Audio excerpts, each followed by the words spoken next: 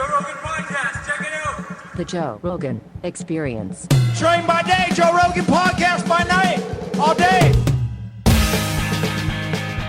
And we're up. Gentlemen, what's happening? Good to see you. Hey, you're happening, man. Good to see you again. Thank you for having me back. Beautiful purple shirt. I love it. Thanks for having us. And thank you. And Bill, first of all, tell me what's going on with Minds. Minds is one of the first that I was aware of, like alternative social media networks that was committed to free speech. Yep. How's it going? It's going. I mean, there's sort of a whole landscape of alternative networks emerging. And so you've got this spectrum of apps where I put everything through a litmus test when I'm thinking of an alternative network. Basically, is it transparent? Does it publish their source code? Most of these alternative apps, I don't need to name names, but I could. They don't publish their source code. So you can't look at the algorithms to see what's happening. You can't see if there's spyware in there, if they have Google Analytics, little nasty stuff. So you're talking about Getter. Getter. Yeah. Because I found out that Parler, Rumble. Now I'm not trying to trash these people. I think that the free speech stuff is good. But some of their terms aren't even free speech. So, free speech policy is essential. So I absolutely respect any network that is putting forward a free speech policy. But if you can't have free speech policy with sketchy algorithms and closed source code, because then we don't know if you're soft censoring, shadow banning. We don't know what's happening in the news feed behind the scenes. Which we definitely know Facebook does, Instagram does, Twitter does. That's all real. Right. So then you've got, are they privacy focused, end-to-end encrypted? Do they have access to the content of your messages? So we use an end-to-end encrypted messenger protocol called Matrix, so that we don't even have access to people's conversations. I don't want access. Right. And then you've also got, do they pay creators fairly? So you've got these check marks that you go through with each, but open source is key. The future, there is nothing without open source. Any app, if they're claiming to be an alternative and they're not open source, they're not in the same conversation. It's a completely different animal, and they should not be taken seriously because they're not being transparent with the world. So, and then you get into decentralization and actually building an app so Google says don't be evil, but it's really can't be evil. We want to make it impossible for us to even take down our network at all. And that's why immutable distributed systems like blockchains and, Tor and all of the IPFS, all of these different decentralized systems are emerging, and we're interacting with them. We're not fully decentralized yet. So, but there's a progression that a lot of apps in the Web3 / decentralized web space are moving towards. So okay.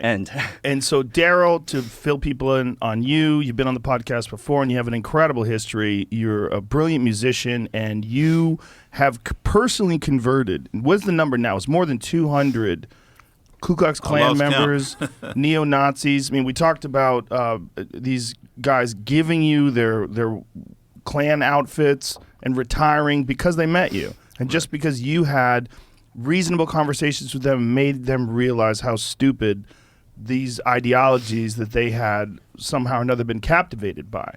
I mean, at the end of the day, a missed opportunity for dialogue is a missed opportunity for conflict resolution. It's as simple as that. But it's not just having a dialogue or a conversation or a debate. It's the way that we have it, how we communicate, that makes it effective. Like, for example, I've been to 61 countries on 6 continents. I've played in all 50 states. So all that is to say that I've been exposed to a multitude of skin colors, ethnicities, religions, cultures, ideologies, etc., and all of that has shaped who I've become. Now, all that travel does not make me a better human being than somebody else. It just gives me a better perspective of mass humanity. And what I've learned is that no matter how far I've gone from our own country, right next door to Canada or Mexico or halfway around the globe, no matter how different the people I encounter may be, they don't look like me, they don't speak my language, they don't worship as I do, or whatever, I always conclude at the end of the day that we all are human beings. And as such, we all want these same 5 core values in our lives. Everybody wants to be loved. Everybody wants to be respected. Everybody wants to be heard. We all want to be treated fairly, and we all basically want the same things for our family as anybody else wants for their family. And if we learn to apply those 5 core values when we find ourselves in an adversarial situation or a culture or society in which we're unfamiliar, I can guarantee that the navigation will be a lot more smoother. And essentially, that's what's happening here at Minds. We're allowing people to be heard. We're showing them that kind of respect. We don't have to respect what they're saying, but respect their right to say it. And we provide that platform because, when you don't do that, you're driving people to a platform that will embrace them. And then it becomes an echo chamber. And essentially, it could become a breeding ground for a cesspool of nefarious activities, whether it's extremism or violence or conspiracy theories or what have you. So it seems like there's an issue with many social media companies where they want to censor bad ideas. And it seems to me that part of that is because the work involved in taking a person who's a neo-Nazi or a Ku Klux Klan member and showing them the error of their ways, allowing them to spread their nonsense, and then slowly but surely introducing them to better ideas, it's exhausting. And they're not willing to do the work. Right, exactly. Yeah. So what Twitter does is like, fuck you, get out of here. Mm-hmm. What Instagram does, the same thing with all these people. But the problem with that is then it goes further and further and further and further down where you're getting rid of people for just not agreeing with you. So this is empirical now. So Daryl and I just wrote this paper called The Censorship Effect, along with Jesse Morton, Justin Lane, Ron Schultz, and my brother Jack. And the multiple PhDs, like serious research has gone into this. Even the left, out of outlets like Vox, are now admitting that deplatforming causes more severe radicalization. This is being admitted across the board. So the fact that big tech apps are not looking at this data and applying it to their policy, it makes you almost have to speculate that they're intentionally causing it. I mean, because these are very smart people that work at big tech sites. They know about data science. They know the spread of information. I don't think they're intentionally causing it. I think, first of all, there's an ideology that is attached to all the big tech companies, whether it's Google or Facebook or Twitter. You have to be what they think is woke, right? You have to subscribe to a certain line of thinking, and anybody that deviates from that line of thinking should be suppressed, minimized, or banned. And so how is that not intentional? But it's not intentional, meaning they're not trying to radicalize people. That's not what they're trying to do. No, but I don't. So they're just foolish in their approach. I think some of their data science researchers do know. Yeah, but they're not getting to the people that are the CEOs. No, they're not. The CEOs have to virtue signal. All the people Right. that are executives have to virtue signal.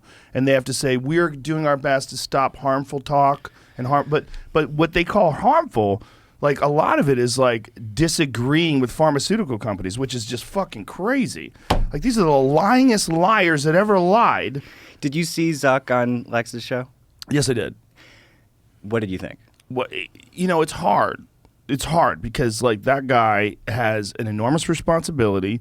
He's the head of this insanely huge platform that covers the entire planet Earth, and everything he says has to be measured. It's like, you ever see him drink water? He drinks water like this, like a weird way of drinking water. He doesn't fucking drink the water. He like sips it, it touches his lips, and then he's done. He's like, everything is like measured.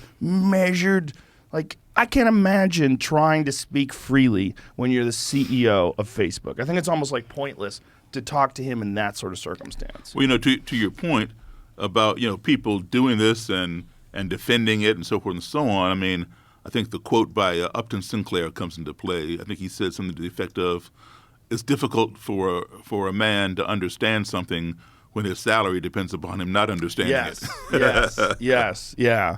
And if you live in that world, if you live in that tech world, and I have many friends who have, they're executives at these places, that is just the fucking doctrine. You have to, you have so many employees that they have these like radical ideas about what you're supposed to do and not supposed to do, and what you're supposed to platform and not platform, and this idea of platforming people.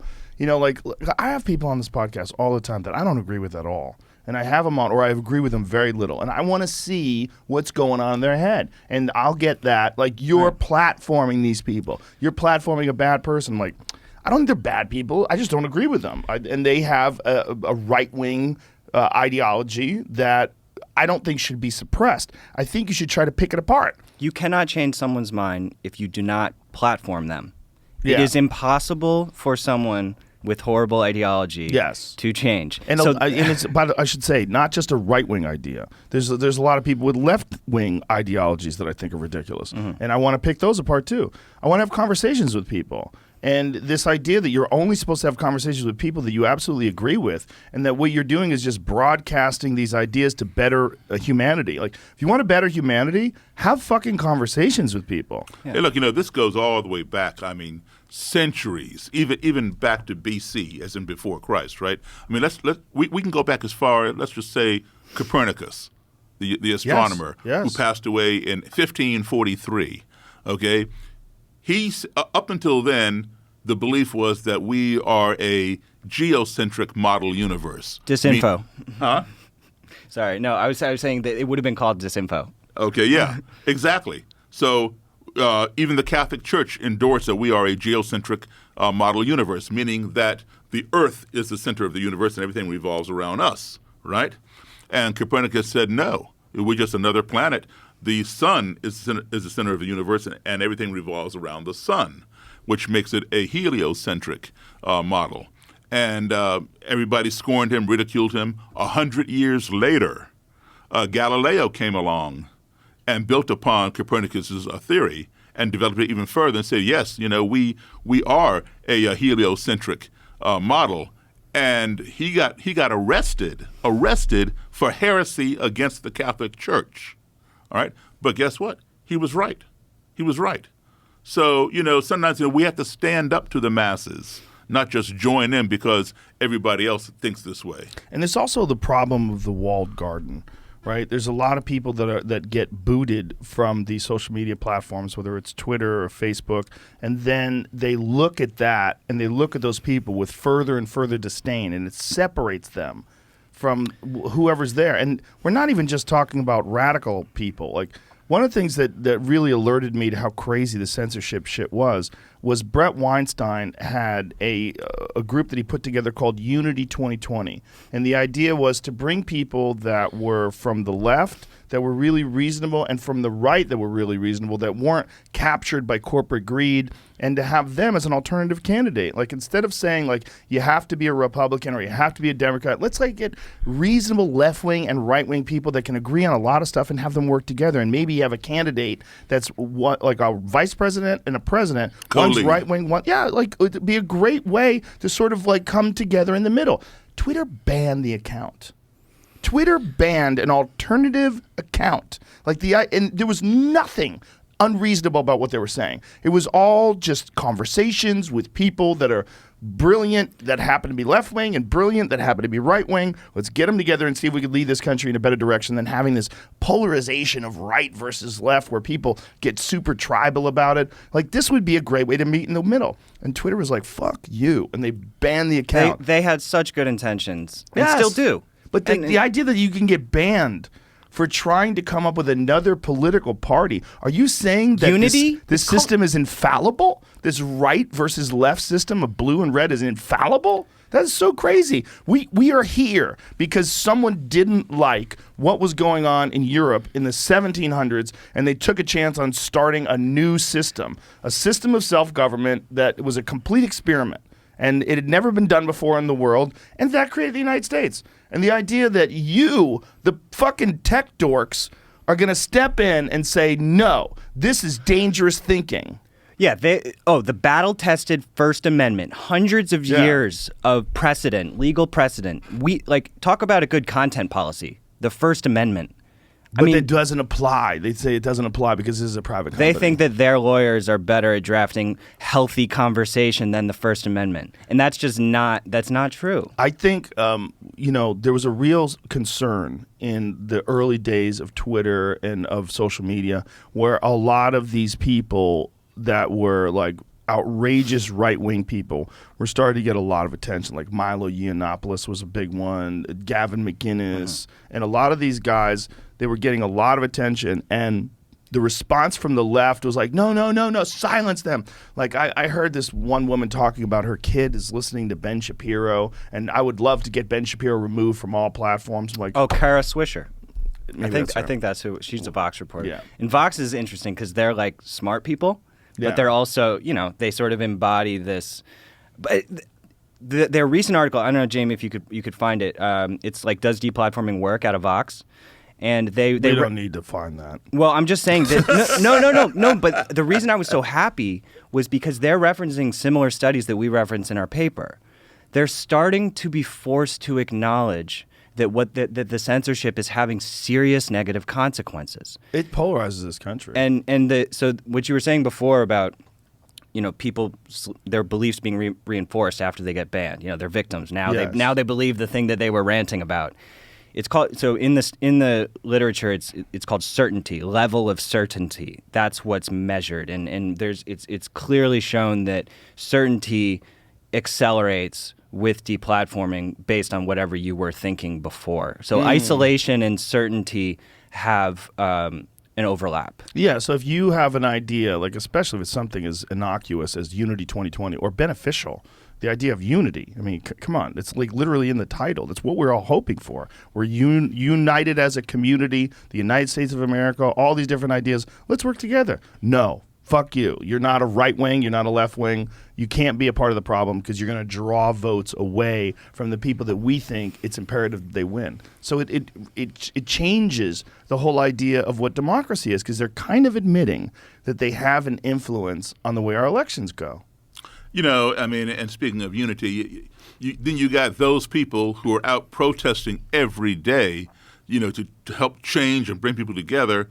But a lot of them are the very ones who will not sit down and talk with the person that they're protesting against. Yes. Yeah. So how badly do they really want unity? Well, this happened to us personally. Exactly. Precisely. Well, it's happened in universities. That's where it happened first. I started seeing it, I guess it was like a couple of decades ago. You started to see when someone was a controversial speaker, they would come to a university, and instead of someone debating that person or someone, you listening to that person's ideas and picking them apart, instead they were like pulling fire alarms and shouting people down and screaming at the top of their head in the middle of the auditorium.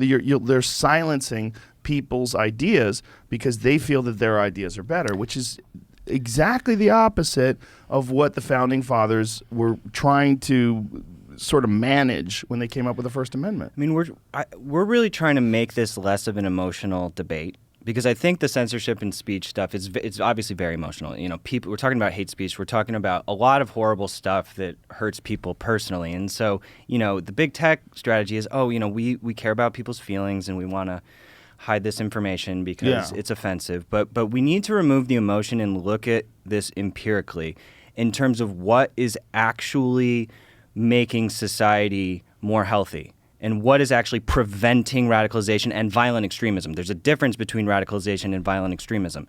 So if we can prove to big tech that we want them to adopt a free speech policy. I think that's the goal here. We don't expect that Facebook and Google are going away. It's not going to happen. There's not going to be no MySpace of Facebook and Google. They are embedded in the infrastructure of the planet. So they need to change their policy. They need to start open sourcing more code. And they need to start adopting more open policies, because when they ban, it's all network topology and whack-a-mole. You ban it from Facebook, and then it pops up over here, and it's just this whole little interconnected matrix of Let me stuff. ask you this, like for minds, like say if someone starts like a neo-Nazi group and they start posting on Minds and they start talking about the master race and eliminating Jews and crazy Nazi type shit. Yeah. What do you do? Oh, I mean, as long as it's not calling for violence or having true threats of violence, then it will go under an NSFW filter. So it will go under sort of it'll have a sensitive kind of click through. So you'll be warned before you're seeing that. So it's like one of those Instagram videos, like if you see a car accident or something like that, there's Instagram videos. Yeah. You have to like say that you're willing to see this offensive thing. Exactly. So we have tags so that we don't want anyone to see stuff they don't want to see. So what if someone doesn't use the tags? Like, so what if someone then it'll get reported and get tagged. Okay. So it's like if someone starts posting Nazi propaganda, they just immediately, like, someone reports it.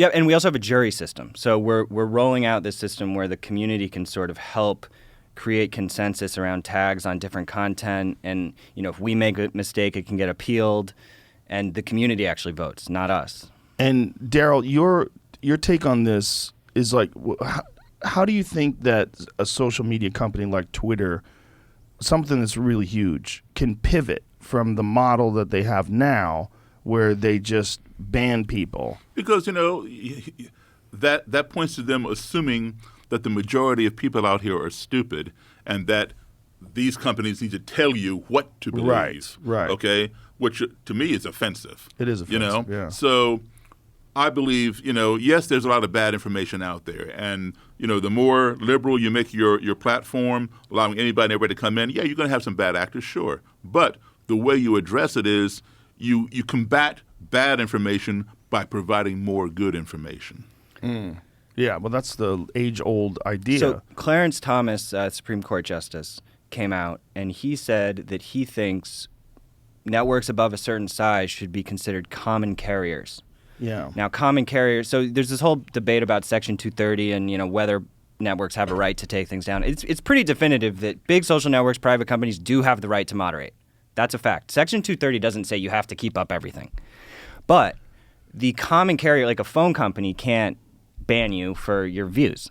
And so they're common carriers, and that's an important distinction. I think that's a rational suggestion from Thomas, that once you reach a certain size, you cannot just be going and playing favorites. Yeah, I know Jack Dorsey had an idea of two versions of Twitter: a curated, moderated version of Twitter, and then a Wild West version. And he was trying to pitch that, and I think they shot him down. But his idea was like, we should have some Twitter that's like got some sort of decentralized control where it's not up to the moderators to decide what's on it, and people can just put on whatever they want. Yeah, he launched a project called Blue Sky, which is sort of a research initiative into decentralized social media, kind of very much in our space. Before or after Before he left, and then he left on 2 days after he left. There was this huge censorship issue where they said, "Oh, you can, if it's a private image, it can get taken down on Twitter." So like any private image of anybody. And after he left, they ramped up censorship in a big way. Yeah, and it seems like, it's a hard position to be in because, it's like your baby. It's his company he's been working on forever, and he doesn't want to badmouth it. But I would not be at all surprised if there were some internal wars happening about, there's a huge Wired piece about internal free speech wars in Twitter management. So it's a fact that it's not one single ideology in these companies. There's definitely overwhelming ideology, but I think that there is starting to be pushback. So there's that's some positive. Intelligent people that realize the error of their ways, and that this whole thing is going in a negative direction. And Daryl, how did you get involved with Bill and Minds, and like what was your idea going into this? Well, Bill had contacted me after seeing me on some interview or reading about me or something, to participate in an event he was originally going to have in New Jersey. Then it got moved to Philadelphia. How long ago was this? Oh, what 5, 6 years ago? I think like 2019. Was it really? Yeah. Before the pandemic? Before pandemic, yeah. Yeah, pre-pandemic. So 2019. And I liked what he was talking about. All different people from different political backgrounds, stations in life, whatever, coming together. And so I said, count me in. And I went and did it. And he had everybody there from all different walks of life. We all got along. We had different views. We talked together. We listened to each other's presentations. And then we had an after party together where everybody just kind of let their hair down, all that kind of stuff. The only people who were not supportive were the protesters across the street, some of whom called me a white supremacist. Yeah, I think Melissa Chen talked about this on your show a while back. But basically, Antifa was like protesting the event. We had all these big YouTubers, Tim and people on the left, right. Andy was there. Andy was there, yeah. And there were some progressives. Tim and Andy say their last Andy, names. sorry, Andy, no, Tim Pool. Okay. But we also had some. There were some leftists there as well. And we really did our best to make it as balanced as possible. And communists and capitalists and the protesters were like, they you don't shouldn't care. be communicating with each other. Yeah. But the Antifa protest, I mean, it's like, are they even real people? It's like, I guess they are. I'm joking. But it's like, what are we doing when you're allowing these people to dictate? They're so crazy. And we're allowing them to dictate what is and isn't said based on the threats of violence and lighting buildings on fire and shit. They got us deplatformed from the original theater that we were going to have it in, so we had to move to Philly. How is that possible? We sold out. It was, it was Fear. Yeah. fear. Yeah. Yeah. Fear So, of repercussions. Yeah. I do need to say one thing that. So I mentioned Jesse Morton, who was one of the co-authors of the paper, but so he actually a good friend of Gerald's of mine recently passed away. He's a former extremist, and he is leading in the de-radicalization space. He actually was an Al-Qaeda propaganda lead. So he ran a propaganda site for Al-Qaeda. He went to Columbia. He was doing this in New York City. So he's from the U.S. Mm-hmm. And, Daryl, maybe you can expand. Oh, I know who that gentleman is. You do? Yeah, I Okay. was looking to have him on my podcast, and he passed away. Yeah. This was one of his last big projects. Daryl's actually out in Portland right now. I'm sure you guys know about Majid, right? Oh, Majid yeah. Nawaz, Yeah. who's one of the best examples of that. Like someone who was like radicalized. Like his even the name of his podcast is Radical. His book's Radical. That's he was a guy who was deeply embedded in this sort of Islamic group, and then went to jail and realized while he was in jail, started reading,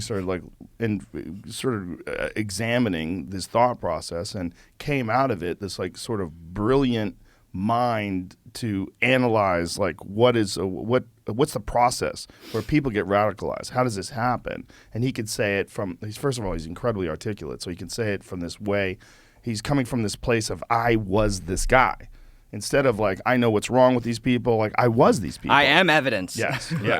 Exactly. And that's what Minds has in terms of doing the research. We've done like a polymath, a 360, digging from all different genres, psychologists, former extremists, trolls, all kinds of people like myself with boots on the ground dealing with current extremists and things like that. So all of that comes, into the conclusion of this paper. Unlike, a lot of other papers, they talk about, why people do this. Others talk about the effect of what they've done. Some talk about the cause and the effect. But we have the cause, the effect, and the solution. It's just hard to get people to jump onto a new social media network. That seems to be a real issue because human beings are creatures of habit, not change. Yes, and if you're used to checking Facebook, let's see what Grandma posted. You're used to doing that, and this is your go-to thing, and you only have so much time in the world. It's hard to get someone to like deviate from that, right? There's no rush. Like we're seeing huge growth. Just how many people do you have? More than 5 million. 5 million. Yeah. Wow. And it's Majid's on there actually. Minds.com/Majid. Of course he is. Yeah, he signed up. And so it's all just long term, like thinking, where are we actually headed? Where are we going to be in 10, 20 years? Like you don't, and also it makes it harder to grow. For what you said, people are just stuck in their ways, but also Facebook and Google use the dirtiest tricks in the book to grow. I mean, they literally latched their tentacles into everybody's phones, grabbed all their contacts, followed you in your browser, like every surveillance tactic they could get to grow. Explain that. What do you mean? So there are these sort of dark growth hacking tricks that a lot of apps will use to increase their user base. And it's basically like manipulative growth techniques to get people to give them more information than you otherwise would. So let's just say I'm a person who's never used Facebook before, and I just got a new phone, and I said, you know what, I'm going to download Facebook. What happens? Oh, they take you through their nice onboarding flow, super slick UX because they have brilliant designers. What's UX? User experience. Okay. So, you just keep pressing that big blue button. Yep, Yep. Oh, yeah, agree to terms. Yep. And so they just put it, they make it very subtle what you're doing. And there are benefits. But what is happening? They're grabbing all of your contact book. They're grabbing your so they location. grab all your phone numbers? All your phone numbers. So when you sign up for Facebook, it has access to all Your of entire the yes. like if mom. you give it to them, Yeah. you can say no. Twitter is doing this. They won't stop it. Like you say no, and then it shows up in your feed another prompt to do it. So are they getting the full contact with the names and everything? It or are they really just getting depends. The phone It numbers? depends on the specific app, and they all kind of have different, kind of levels of invasiveness. And how many people read the entire policy agreement? How about zero? Right? Exactly. Who the Yeah. fuck's reading that? No. So like, if I have you on my phone and I sign up for Facebook, does it get Bill Ottman plus your phone number, and then they could target you? Yeah, So they could just send you a text message, or they could. or they can sync up to your Facebook that you have. Yeah. Because your app, they're aware that we're communicating with each other because we both have each other's phone number. Well, it's like, you go on Facebook and there's some sponsored ad there, and it has a list of your friends that like this ad. Right. He's like, yeah. "Well, I didn't know she liked that." Yes. Well, how do they know she liked it? And how do they know that you might like it because so-and-so liked it? Yes. Let me ask you this, because this is a big one that everybody always wants to know. right. Sometimes we're talking about stuff, and then I'll hear an ad. Boom, yeah. See an ad for the thing we're talking about. Like Jamie and I have talked about this many times, where it's like there is no way this random ad would have popped up just on its own. It seems like they have to be listening. So I wish Lex had asked Zuck this question, because this is a key question that, honestly, I'm not going to claim to know. I mean, we don't have access to their source code, so we do not know. And they've denied it repeatedly. I think that the geo can trick you a lot of time into thinking that they're listening, and, different associations they're able to make in the back end. But I don't know the answer, but I know thousands of stories like what you're saying. And I feel like they're just skirting around it, and I would not at all be surprised. But again, if we can't see the source code, we do not know. So no one has definitively proven that they're actually listening to you. Well, they are listening, because you could say, "Okay, Google." How does it Yes. know that you said "Okay, Google"? Right. Or hey Siri. Yeah. Yeah. So it's definitely listening for certain cues, and we don't know the breadth of that. So it could be that it picks up certain words that would indicate products that maybe you'd be interested in buying, and then they show you those ads. I was looking in my Google data history like a couple weeks ago, and I had, I have a bunch of different phones actually, which I want to show you later. Some like new open source stuff. But Show me now. Okay, and just in a sec. So, in my Google data history, it showed when I said certain words, like that triggered it. Like there was all these different words that are sort of commands for Assistant, Google Assistant, I think it's called. And I had turned Google Assistant off, and yet it still had. It was like on June 18th, you said, hello or whatever it was, and it was just this whole history. And I just deleted it all and like turned it all off. And it's they're definitely listening for cues. So even if you say no, you opt out. Yeah, it's I turned still it off. listening. Yeah. Wow. Now, as he points out, a lot of them are closed source codes. Mine's is open source code. You can get on, you can see it, and take our code and use it, and we want you to. It's available. Yeah, and Minds Transparency. The way Minds, I've never actually used Minds. I know I have an account over there, right? Yeah, you got it. But Minds, We'll get you set up again. We'll make it easy, I so you don't don't have to do even- we'll anything. listen in. It's all about making it easy, so because everyone's so busy. It's just like. But I don't go on any social media anymore. I post and then I get the fuck out of there.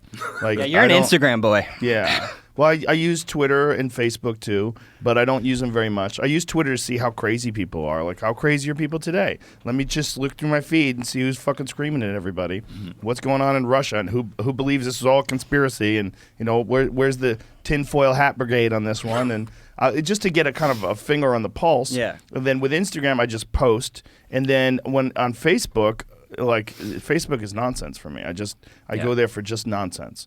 I go there for like videos and stuff, and I'm not even remotely looking to engage with people. So I feel like the engagement with people for a person with a profile as big as mine, it's too much work. It's like it's too like the interaction with people. It's too toxic. Yep. So many people are mad for whatever fucking reason, and it's a lot of bad faith conversations. Like I just, for my own mental health, I opt out. I think of it as like extra distribution outlets. So like someone like you got a million things going on. It's just literally impossible to post to multiple places. You don't have time. Is there an app that allows you to post something to like a shitload of places? We have auto importing from YouTube and Twitter, so you can pull your stuff in and just post on your own. So we can maybe get that set up. YouTube as well. So Yeah, you YouTube. have a video aspect of mine. Yeah, we do. Yeah, we support video. We support all multimedia, blogs, Messenger. Do you host that video? Yeah.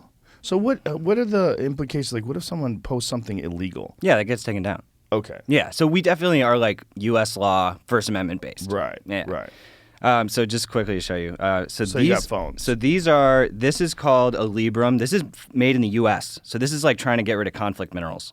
And really? It's very heavy. Check It's that a tank. Does it suck? It Don't lie. kind of sucks. No. They're a great team. Honestly, it's not an easy project. It's amazing for how hard of a project it is. It does not suck. It's a legitimate effort. This is What called are a all pine these phone. things on the back? These like switches. Yeah, don't switch those because I don't know No? what they do yet. They listen. I They just listen in. got it like 2 days ago. Does it charge? Is it charged It's up? not. I'll have to charge it later. but- Okay, that's the Librum 5. Yeah. Security and privacy focused phone. You got to go to the USA one because I think the important made in the USA does matter because you talk a lot about the conflict mineral situation Yeah, with phones, it's and a I've seen big you bring issue. up other phones. There was like the Fair phone. There was like some other attempts at it, and What happened, Jimmy? I was going to the so US this version one- of the website. What is this one? See that one. that one's called the Pine phone. Yeah, I've heard of this one as well. Yeah, so This that's one- much cheaper. This one's like $2K. Really? Yeah. Why is it so expensive? Because it's not. It's a beastly machine. This is a computer. right. So you can run this on. You can hook this up to a monitor. This is a Linux OS. So yeah, you, it's got kill switches. That's what those buttons are. Yeah. Physically disconnect the components, and the CIA's like, yeah, go ahead, that works. Yeah. Use our unique hardware kill switches to physically disconnect Wi-Fi, Bluetooth, cellular signal, microphone, and camera with kill switches. Yeah, because a lot of it has to do with the chain of custody of these products. Because proprietary surveillance chips will get added to the phone in its life cycle throughout the factories globally. So they're saying, look, we need to make sure to be able to commit to our customers that there's no sketchy chips on this thing that's feeding Right. data to some place we don't know about. Right, and that was the big thing with Huawei, right?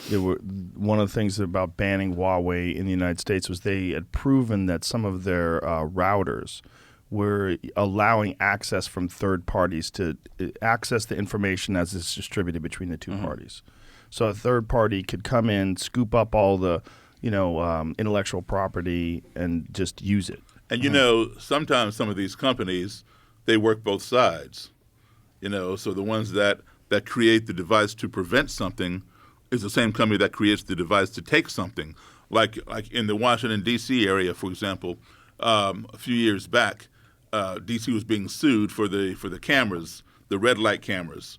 You run the red light, you get a ticket. Right. Well, Lockheed Martin had created those cameras, and they were shortening the length of the yellow light. So you get a bigger chance of running the red light. All right. So for every ticket that was written, Lockheed Martin was getting $1, and the rest would go to the D.C. Police Department. Right. So dirty. But Hewlett Packard, the same ones who make the radar gun that you get caught on are the same ones who make the radar detector that we use. So they get money from both ends. Well, it's good business. This one, is this as good? The Pine I phone? honestly, it's all very early. Yeah, sorry that it's not charged. Have you used any of these? I just picked up these Because if from you the, just use an iPhone, we got a fucking problem. No, I do.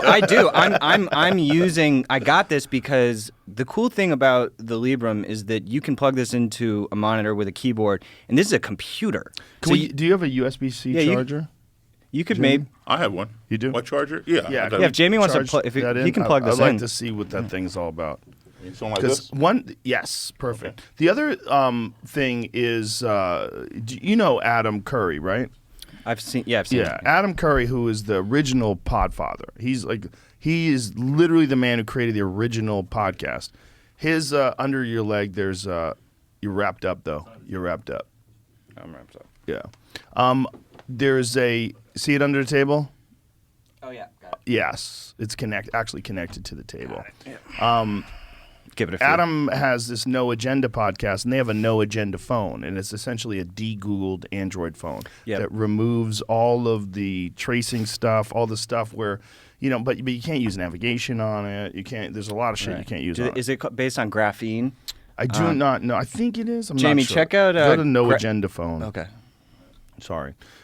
This thing, does this have a This is navigation? not really usable. Like it's not really replaceable for your standard. This is not Android based. So Pine and neither is PinePhone actually. So this is a No Agenda phone. Small batch, artisan, secure, private. So this is. Is it open source? Go to the footer. Go all the way down to the footer. So typically, scroll up. It looks like it's not. Are they publishing their code? Keep going up. It is graphene. It's graphene. That's Yes. good. Good. All right, great. Yeah. So this OS is essentially raw AOSP Android open source project, some custom bits. If you choose a phone that is supported directly by Lineage and not some random developer on XDA, it is as secure as the G variant. If you choose to build, I don't know what they're saying here. Do you know what they're saying here? All right. I see. That's so legit. Graphene OS is the most secure option, endorsed by Edward Snowden, entirely funded by donations and a guy. What does that mean? What does that mean? I don't know. How fucking random is that? A guy. The OS is updated and patched more often than G does, with every conceivable method of hardening possible. The only downside is casual adopters. There's a relatively limited compatibility layer for apps and access services similar to those provided by G. G must be Google. So would it be less effective if it was entirely funded by donations and a gal? Yeah, or a they. It says, so look, Edward Snowden speaks on it at the bottom. It says that software is equally important. The iOS and Android operating systems that run on nearly every smartphone conceal uncountable numbers of programming flaws, known as security vulnerabilities. That means common apps like iMessage or web browsers become dangerous. You can be hacked. So he uses the Graphene network as his base operating system. I think that's a legit project for sure. Graphene seems like a stripped down version of Android, which Google created Android. So, but there's a lot of stuff that you can't use, right? Like navigation. That's a big one for me. Yeah, you can. No, I think you can get probably like OpenStreetMaps and have some very And simple you're gonna get navigation. lost as fuck. You got a friend in the country, you're not gonna find them. Yeah, I mean, look, it comes down to like, are people willing? What sacrifices are people willing to make? And can we have a reasonable conversation with these companies to find a middle ground? Well, the key would be then to have that graphene phone, right, with kill switches. So you use the navigation when you need it, then kill it. Yeah, I found out that like Find My iPhone, doesn't that work even if your phone is off? How the fuck Androids don't do that. No? I don't think so. You think Android's better? Well, I'll tell you a quick experience, right? Okay. I was flying with won't name the airlines, and I got off the plane, went to turn on my phone, it wasn't there. So I tried to get back on the plane because I figured it fell down the seat. Oh, you can't get back on the plane, sir. What seat were you in? We'll go look for your phone. Gave them the seat number. They come back 5 minutes later. We check between the seats, under the seat, in the pocket. No phone. Call customer service or email customer service and give them a description, and they'll look for it for 30 days. So go through all that, and every couple of days they would contact me. Now, I called Verizon, and has my phone, can you track my phone? Well, we can't track your phone if it's turned off. So they told me I have an Android. Okay, so I kept calling to see if anybody used it, right?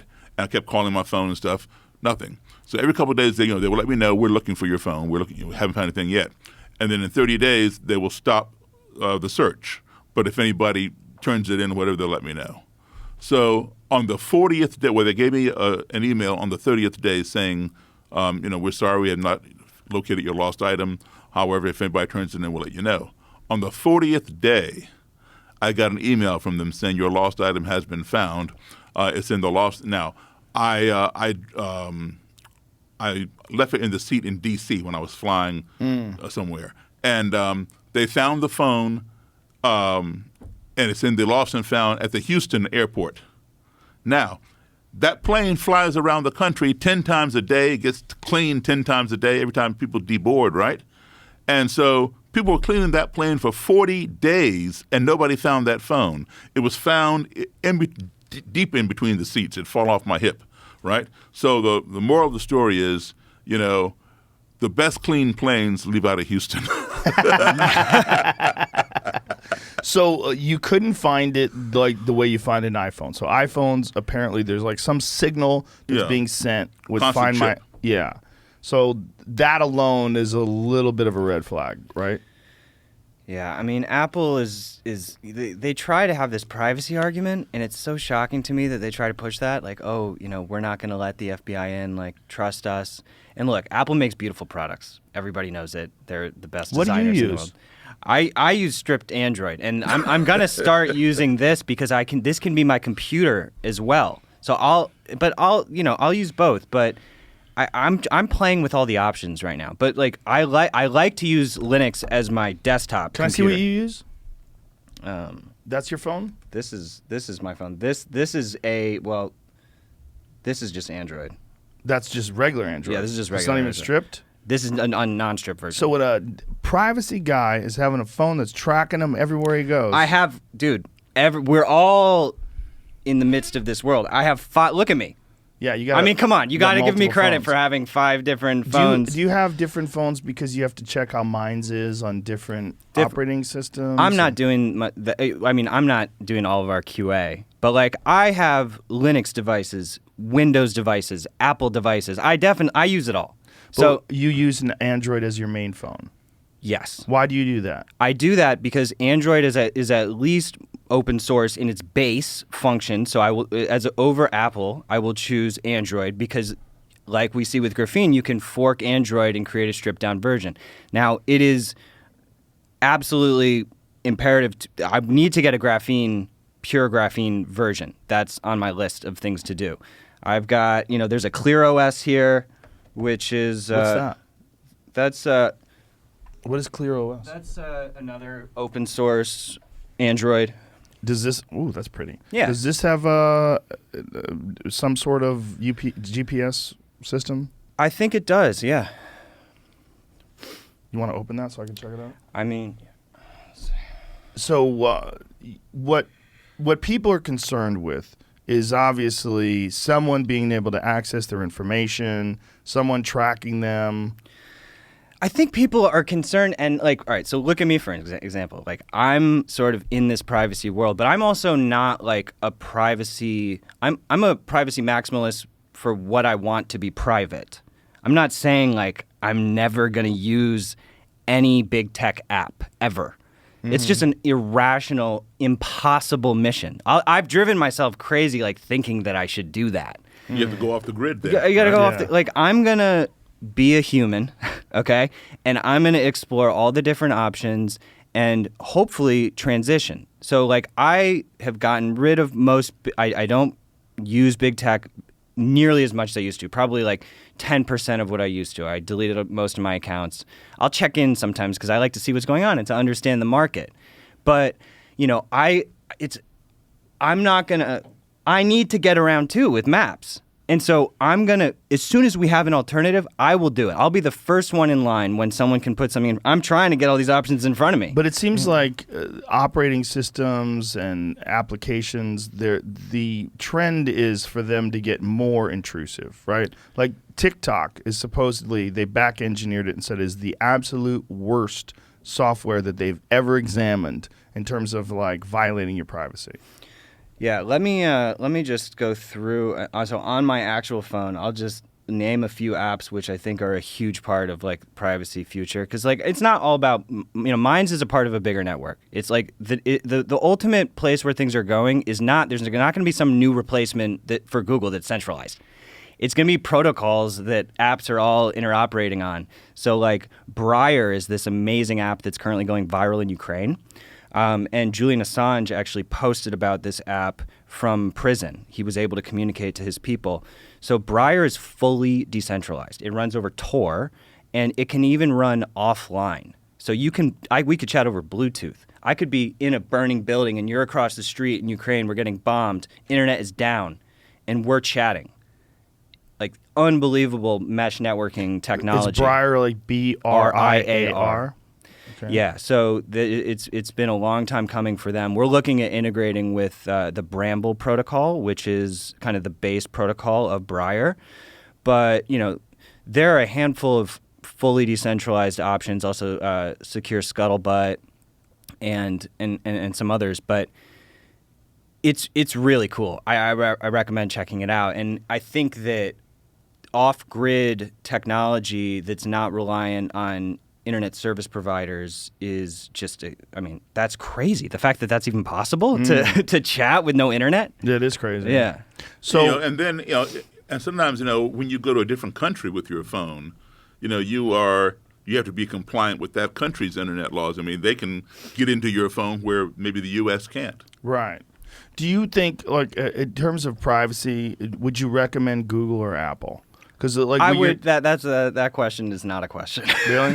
No. Doesn't matter. But doesn't Apple at least give you the option to block advertisers from being access your information, block cross-platform or cross-application sharing of data? They've been locking down their app store, which has taken like billions of dollars away from Google and Facebook advertising because they don't allow apps to do what they used to be able to do. Right. Isn't that good? That is good. That is good. So Apple would be a better choice. I don't know. I think that, yes, that is a good thing in sort of cost benefit. But Apple is the mother of closed systems. I mean, Steve Jobs literally said proprietary. It's like we have a closed walled garden. Yes. And that was his whole thing. Like, we do not want anyone seeing what we're doing. Hyper competitive. Apple does very, relatively little open source compared to a lot of other companies. And I remember the days of clones where you could buy a fake Apple machine that runs Mac OS and they shut them all down because you could buy like a bomber machine that has like crazy power and gigantic hard drives and multiple hard drives, like way more potent than anything that Apple was selling like in the 90s. And they banned all that stuff. Is that for gaming and stuff? Or? Yeah, for gaming and just for people who do like video editing and just people that wanted like some crazy, ultra hyped up machine and it would still run the iOS. And this was the early iOS. This was before OS X 10, which was the Unix-based operating system. That was back when, Apple's operating system was a little janky. It was kind of sketchy. Crash a lot. No preemptive multitasking. It was like no memory protection. It would crash. Like people were like really devoted to it, but that shit would crash a lot until OS X came along. Do you feel like you're at all willing to sacrifice any convenience in your technology? Yes. Yeah, I'm willing to sacrifice some. What would be something that you would be willing That's a good question. Yeah. I ask myself that all the time because I'm fucking sure the government's paying attention to my phone. So it's like, what am I willing to sacrifice? Right now I treat all interactions as if the government's watching. That's what I do. Yeah, like there's a Android app store called F-Droid. Yeah. Which is, like a non-Google Play app store. So you can actually get apps off of Google Play. On iOS, you can only get apps on the App Store. But how do you know if you go to this F store? Is that what it's called? F-Droid. F-Droid. How do you know if you go to this F-Droid whether or not this is spyware? Oh, I mean, it vetted? Well, how do you? There's spyware. 90% of the apps on Google Play are spyware. Really? Yes.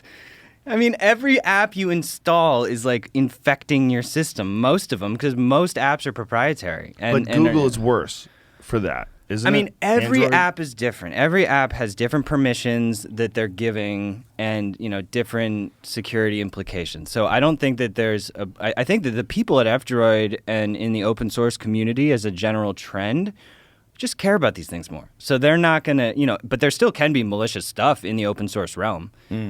But, you got to kind of understand the scene and that's a lot of work. It is a lot of work, but understanding the scene. Do you research the food that you eat? Well, it's pretty simple. Is it? Yeah. it's a pretty big education. I think there's a lot of people who don't know. Yes, but I've already had that education. Right. So it's the same way with tech. Yeah. So I'm sure. There's a learning curve. But and it seems like people are making new things. Like they're not really making new food, real food. Like real food's kind of been Impossible established. Burgers. Yeah, that's not food. That shit's terrible. Have you had one, Daryl? Have you had one? I have not. I've seen them, but I've not had one. Have you? No. Really? Yeah, I know. I have to lie. I did. It's a lie, rather. I did. Mm-hmm. We did a show once at Stubbs, and my friend CK brought a bunch of burgers from a bunch of different places, and some of them were plant based. So I took a bite, and it's just like a bland burger. Yeah. I actually switched from vegan. To Yeah. what? To what? I was vegan for like 4 years and Switched to what? switched back. Switched back. Yeah, Meaning switched back. eat meat. I was a meat eater. Yeah. Yeah. Well, my wife actually, so has a autoimmune issue. Not to overshare, but so when we were vegan together. Have you heard of Weston Price? No. He's a really famous nutritionist and has this diet very like heavy into organ meats and Nose to tail, that kind of thing. yeah, fermented foods and probiotics and stuff. And so she was being told by her doctor that you have to go on this drug called Remicade every 6 weeks IV for the rest of your life. What is it for? It's for Crohn's. Okay. And she was like, what? Life? Like every 6 weeks? You're kidding me. And so she was just like, no, I'm not. Okay, so she switched her diet. So she switched her diet and is in remission. Really? And And her diet consists of what now? it's pretty much. I mean, if you look up Weston Price, but meats, fermented foods, Just avoiding bread, sugar, salmon. Yeah. And so there's been studies done on cabbage juice. This is a big thing for people with ulcers. There have actually been studies that hardcore cabbage juice for like 6 weeks can reverse ulcers, and there have been studies on this. And her regular gastro doctor didn't even know about that, and that she credits a huge transformation from the cabbage juice regimen. Anyway, not to go off on a tangent. We are on a tangent, but your own personal experience, like, what was the difference between going from vegan to eating meat again? I mean, I respect vegans. I really do, especially the ones who aren't annoying. The ones. There's like 5 of them.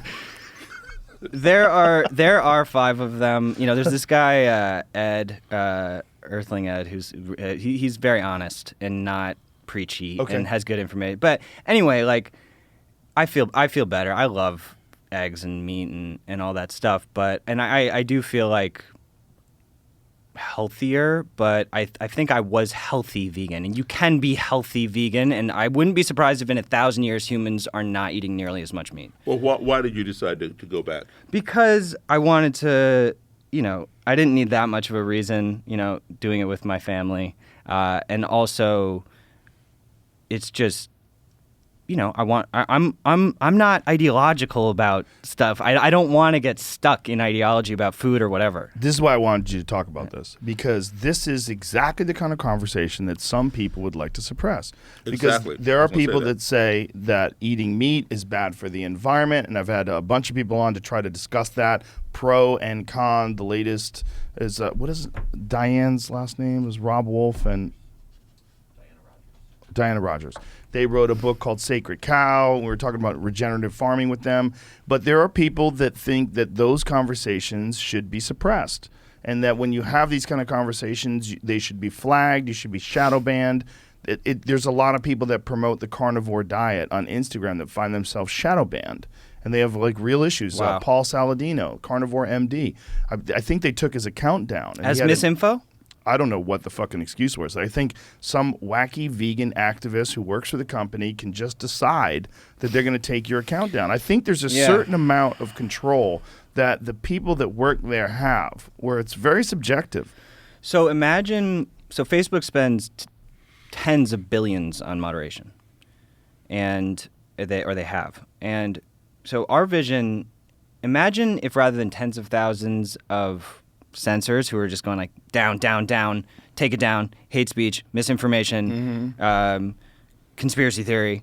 What if you had tens of thousands of mental health professionals and positive intervention people and just like people engaging in dialogue who can provide mental health resources to users who need it, to share information. Like, I'm not saying you need no moderation. You definitely do need a certain level, but that's so much money and human energy. I mean, you've seen the PTSD studies of these content moderators at Facebook these people get depressed, they're suicidal because they're just seeing Al-Qaeda videos all day. Yeah, they're just watching crazy stuff, and that's a real thing, but that, you know, is unavoidable to a certain degree. But I mean, to bring in experts in dialogue to engage. Imagine if Facebook spent billions of dollars on that.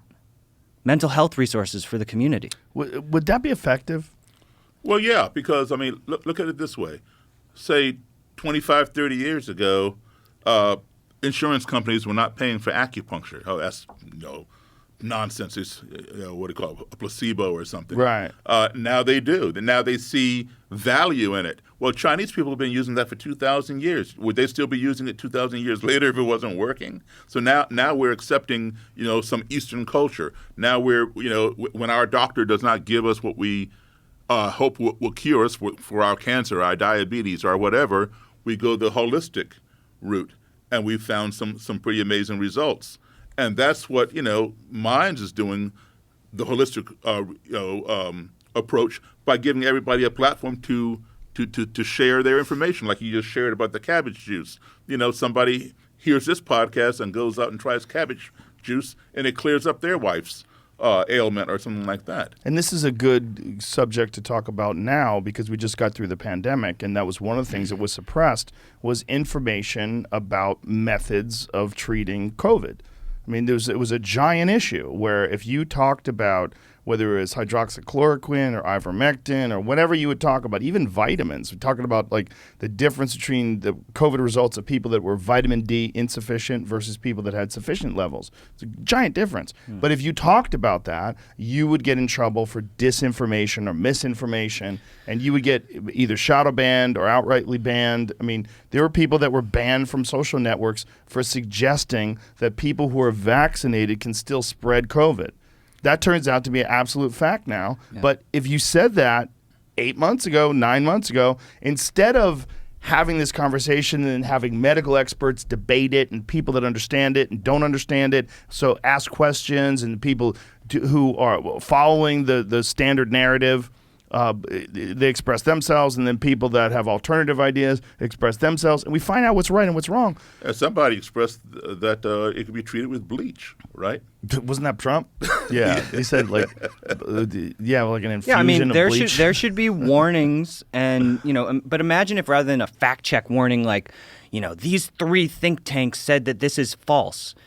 What if you could actually see a visualization of the debate that showed both sides and gave you like a probability score or something on the piece of content, as opposed to saying like black or white? Well, who checks the fact checkers? Yeah, that's the problem. What you need. There's a lot of fact checkers that are just full of shit. Like, there's a lot of things that are like mostly true or mostly false, and you look into it and you're like, fuck you. This is not mostly false. You guys are just... It's either false or true. It can't be mostly. It's like multiple statements. Somebody's being sort of pregnant.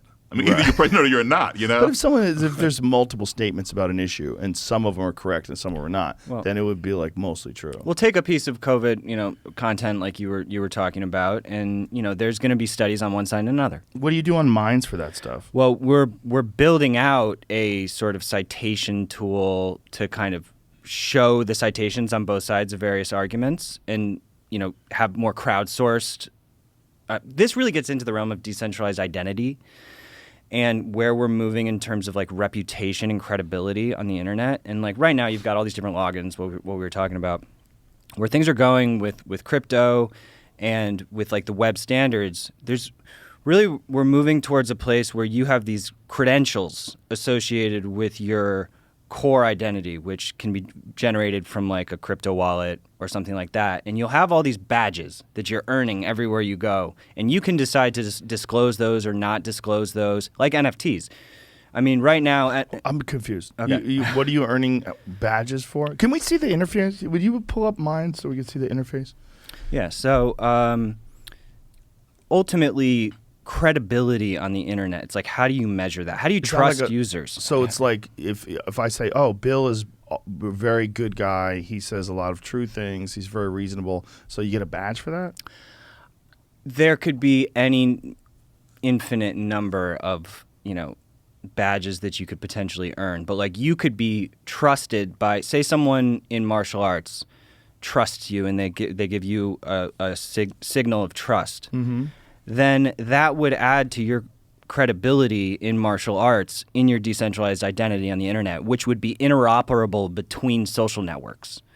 So that there's sort of this web look, I got a page. You got a page. Who put my picture up Your there? YouTube. You took over the account. You asked me for the creds. I know. Yeah. I mean, I'm just saying, who took my picture up there? Some fan or something. I don't know who put my picture there. Someone fan can just put my picture up there? I don't know. Someone. Maybe people I did. create fan pages. Or not. Okay, so like in 2020, I posted something, it says. And it got 31,000 views. Wow, look at that. Huberman, that episode's down. That's Okay, good. so All right. what is making these things post? I don't know. That they must have someone must have just posted them. Well, how can they post it under my This might name? have been just linked from YouTube because these are just YouTube posts. Right, but how were they linked in my name? I didn't do that. I don't know. Maybe I have 118,000 subscribers. Dude, you probably have a bunch of tokens too. Oh, I have tokens. So you should. We'll figure it out. We'll figure it out. But this is 2 years ago. This is August 13th. So this is during the pandemic. I 100% didn't post that. Okay. So someone is posting that in my name. Did my account get hacked? I mean, Son of a bitch. did you- Imagine my account at mine's got hacked and some dude is just posting, pretending he's me. I mean, I sent you the password. Did you change it? I don't know. We'll figure it out. Okay, we'll figure it out. Yeah. But someone's posting as me, and I have 118,000 subscribers. I should probably get on that. Yeah. So you But said now It was. you I think it own was. I think. JoeRogan.com though, I right? think it was Yes. connected. I think it was connected. It was pulling in your YouTube, and something might have gotten. I don't know. Okay. We'll fix it. fuckery. Just doesn't seem good, Jamie. There's nothing on it. It's just Right. YouTube. Just a link posts. to your And YouTube It's just link. all This was YouTube your Twitter stuff. picture. But some of them at are some point. missing. Some of the YouTube Well, that's videos because are there's missing. missing YouTube. We don't have So- everything up on YouTube. Right. Oh, that's right. When we changed over to Spotify, we removed some of the stuff where, Spotify only allows us to keep 100 full-length episodes on YouTube at a time. Most of it has to be, they were trying to channel. Here, go everything to Spotify. go to minds.com/change.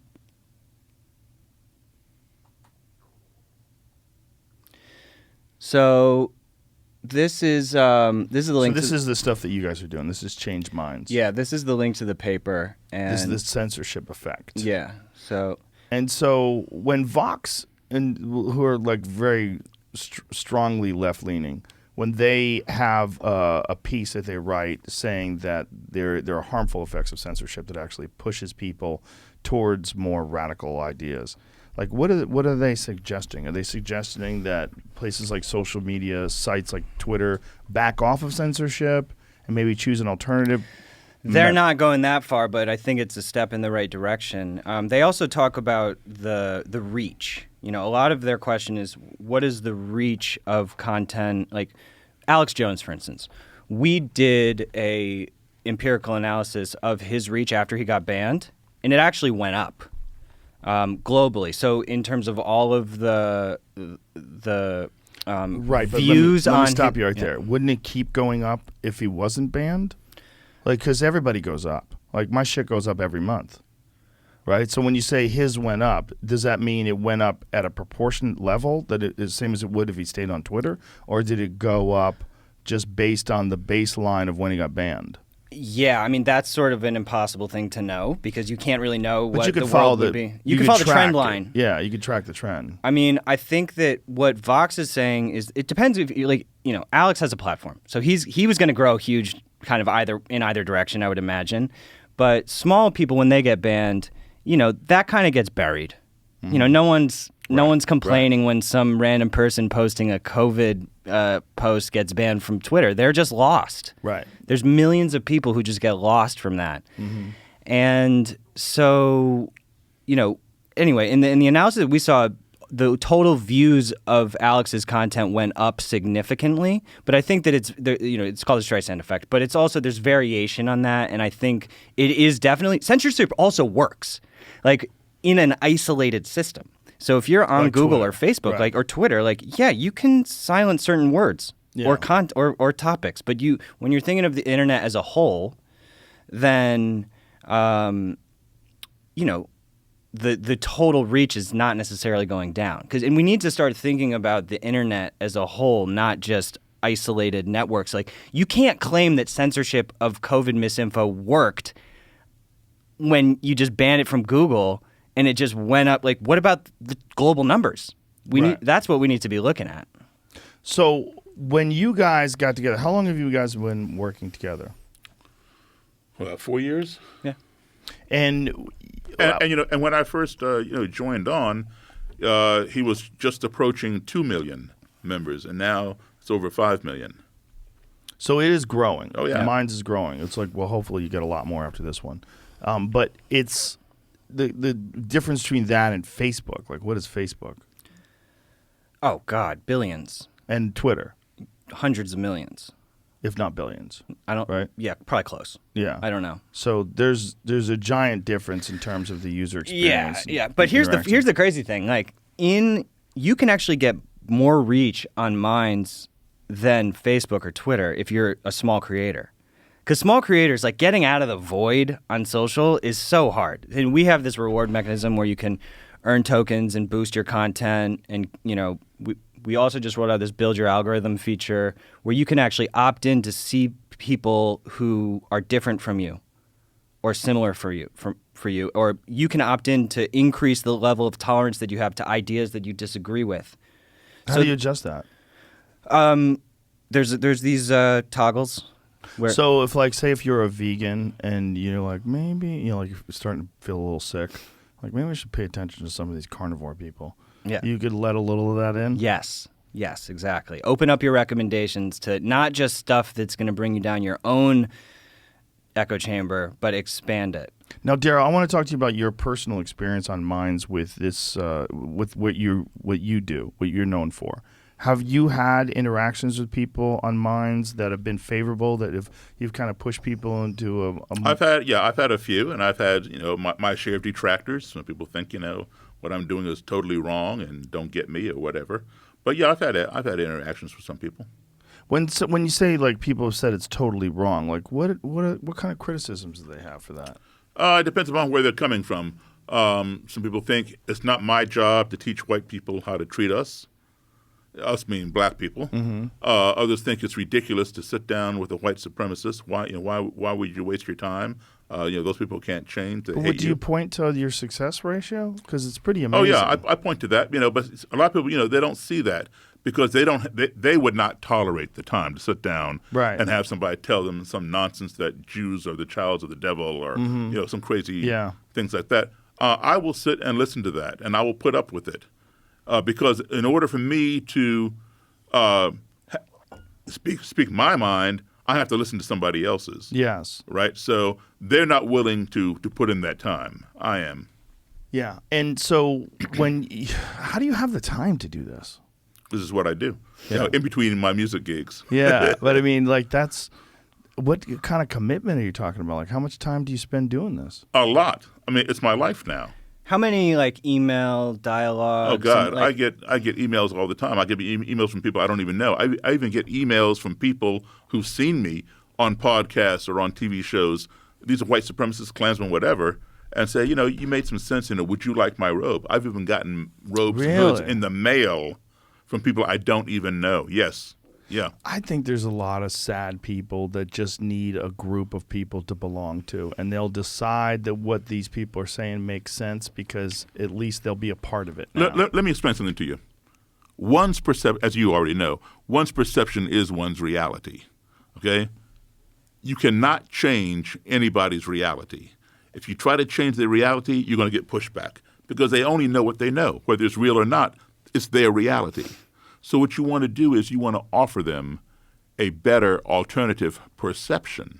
And if they resonate with your perception, then they will change their own reality because their perception becomes their reality. Just a quick example. Let's say you got a 7 or 8-year-old brother, right? And he goes to a magic show with his buddies. And he comes back and tells you, Joe, this magician, he asked for a female volunteer and 50 women raised their hand. He picked up this one, come up on stage. He told her to climb into this long box and stick her feet out that hole and put her head out this hole. And then he closed the lid, told her to wiggle her feet, and she kicked her legs. And he took a chainsaw and went and cut that box in half. He cut that woman in half. And you're like, it didn't really happen like that. Yes, it did. I was there. You weren't even there. I saw it with my own eyes.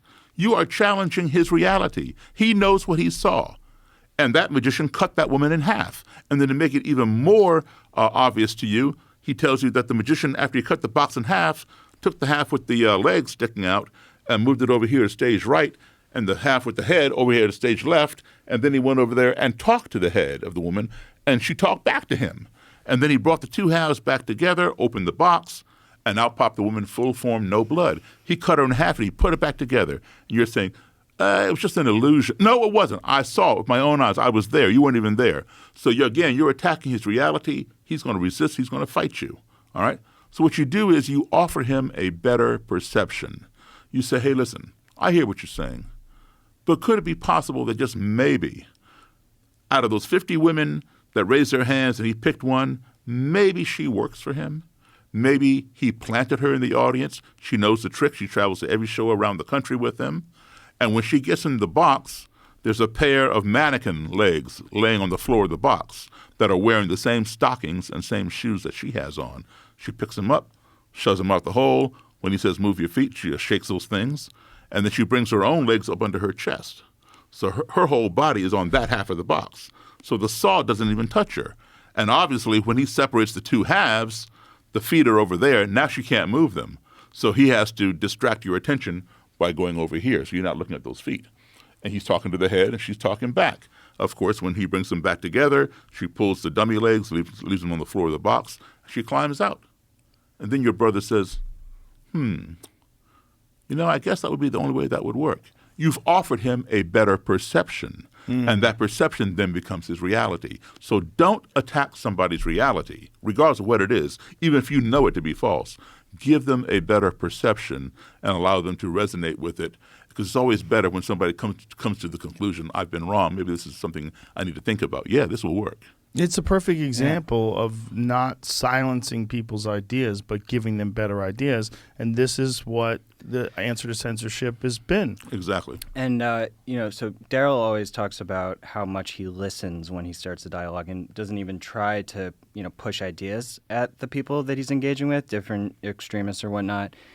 Would you agree with that statement? Absolutely. Yeah. And let me just give you an example of that. Okay, so I'm interviewing a Klan leader, white supremacist, right? And I asked, how can you hate me? You don't even know me. All you see is this. You come in my room 5 minutes ago, and you've already determined, whatever you determine. Well, Mr. Davis, black people are prone to crime, and that is evidenced by the fact that there are more blacks in prison than white people. Now, I'm just sitting here listening to this guy. He's calling me a criminal, and but he's right. He's 100% right. The data and the statistics show that there are more blacks in prison than white people. So that feeds what he already thinks he knows, the data, right? But he does not go to find out why does that data show that. He doesn't realize there may be an imbalance in our judicial system that send black people to prison for longer periods of time than white people who've committed the same crime. All right, so I just listen to him, right? Because when he walks in that room and he sees me, I'm the enemy, his wall goes up, his ears are like this, He's ready to defend whatever his stance is. So I'm just listening. And then he goes on to say, black people are inherently lazy. They always have their hand out for a freebie. They're always trying to scam the government welfare programs and all that kind of stuff. So now he's called me a criminal. Now he's calling me lazy. And I'm just sitting here listening. I'm not pushing back. And then he says, and black people are born with smaller brains. And the larger the brain, the more capacity for intelligence. The smaller the brain, the lower the IQ. So now I'm being called stupid. Now, it's what he says that this is evidenced by the fact that every year the data shows that black high school students consistently score lower on the SATs than white kids do. Again, he's 100% correct. That does show that. Right? But he doesn't realize why. All right? Where do most black kids in this country go to school? In the inner city. Where do most white kids go to school? In the suburbs. It is a fact. Suburban schools are better funded. They have better facilities, better teachers, etc. I will guarantee you, white kids who go to school in the inner city can score just as low as those black kids, if not some lower. Black kids who go to school in the suburbs can score just as high as the white kids, if not higher. It has absolutely nothing to do with the color of the student's skin or the size of the student's brain, but it has everything to do with the educational system in which that child is enrolled. But of course, he won't go to research that because the data already supports what he already believes, that I'm inferior. So now he's called me all these things.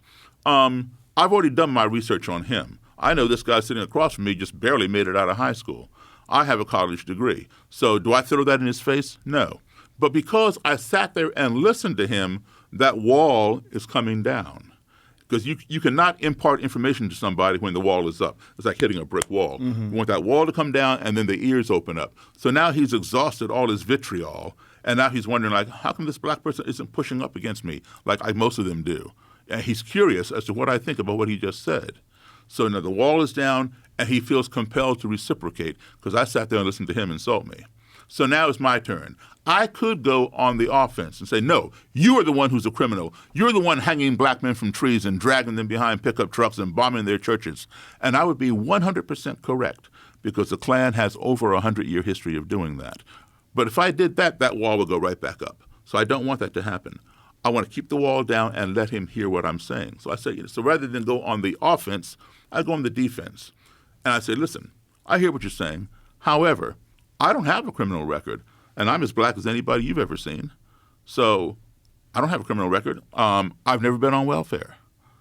As far as my brain size goes, I've never measured the size of my brain, but I'm sure it's the same size as anybody else's. And as far as my SAT scores go, they got me into college. Now, I already know that he doesn't have a college degree. I do. Does it make me a better person than him? No. But it gives me a better experience, right? So I let him know this. He goes home.